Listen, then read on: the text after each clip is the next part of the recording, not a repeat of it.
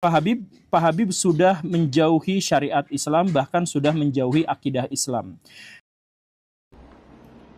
Guru Gembul sudah tidak bisa lagi menahan unek-uneknya dalam hati yang selama ini dia pendam karena sudah keterlaluannya Habib Rizik terus-terusan bertindak provokasi umat yang seakan-akan Habib Rizik itu bukan orang Islam yang mengutamakan kedamaian dan kerukunan dalam mencari solusi di setiap masalah.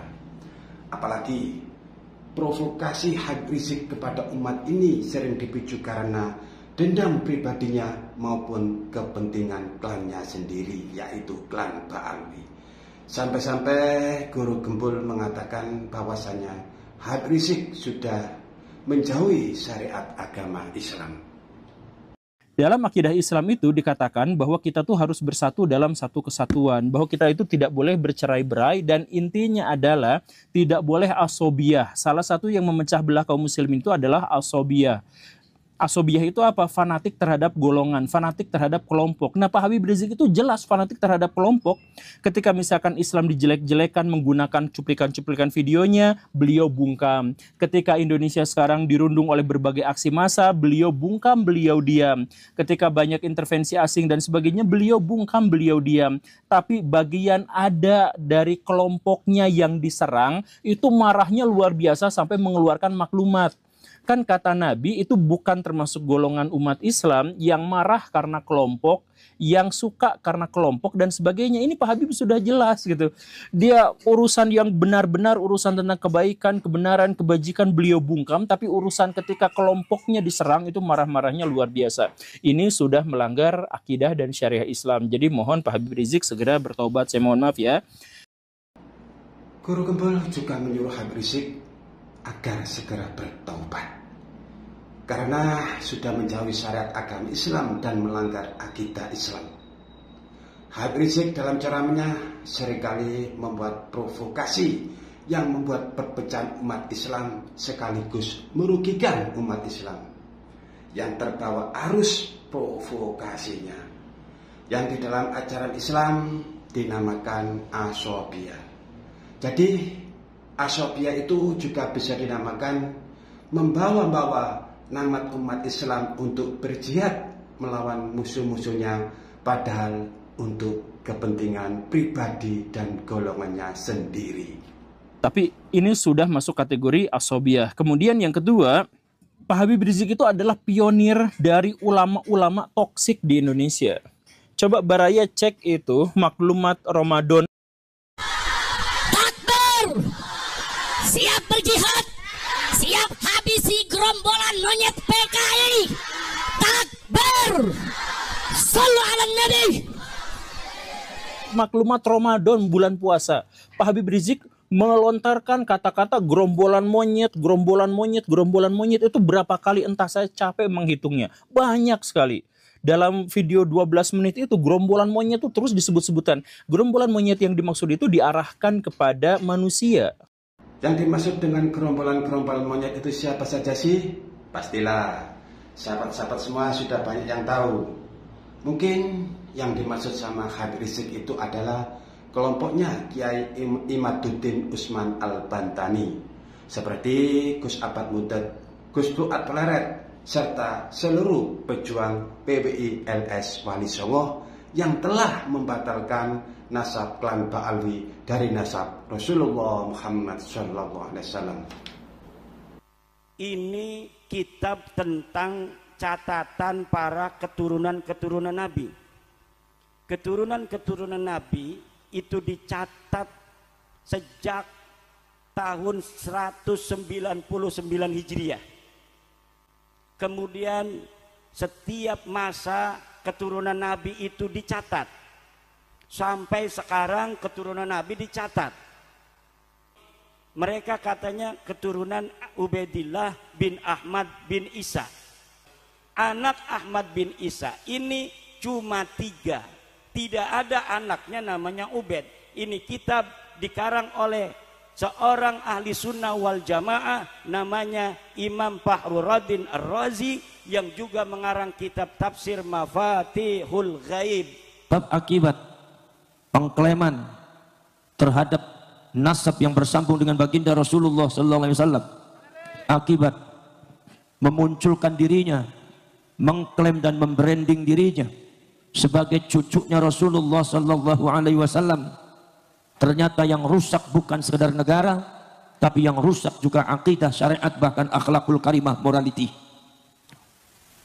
Para sejarah, para rasul, bahkan kelompok-kelompok tertentu mengaku dirinya cucunya Rasulullah dengan sengaja mencangkokkan, dengan sengaja memalsukan dengan data-data yang tidak bisa dipertanggungjawabkan, dan dengan sengaja mengaku diri cucunya Rasulullah untuk tujuan yang tidak benar, untuk tujuan yang tidak benar, tujuan keduniaan, untuk tujuan untuk mencari uang, untuk tujuan untuk mencapai satu target-target keduniaan yang batil, untuk ketujuan memuaskan hawa nafsunya.